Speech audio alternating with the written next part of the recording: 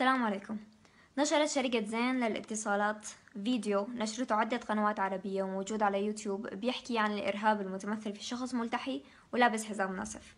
وفي سياق الفيديو بيجي الشخص الملتحي لحتى يفجر الحزام الناسف في محطة مترو أو باص، وبيطلع بوجهه الطفل عمران صاحب الصورة الأشهر من مجازر مدينة حلب. ويبدو أن القائمين على الفيديو نسوا أو تناسوا أنه لسبب هاي المعاناة للطفل عمران ولآلاف الأطفال من السوريين هو في الحقيقة رأس الإرهاب في سوريا، وهو مش ملتحي ولا لابس حزام ناسف، بيلبس طقم وجرافة وقاعد بقصر. يعني أنا حسيت إنه اللي جاي يعمل فيديو حكالن إنه يلا شباب بدنا نعمل فيديو عن الإرهاب، وفي صورة لطيفة كسرت الدنيا لما طلعت من سوريا بدنا نستخدمها بتشد الانتباه على الفيديو، وكانت النتيجة سقطة أخلاقية كبيرة لكل القائمين على العمل.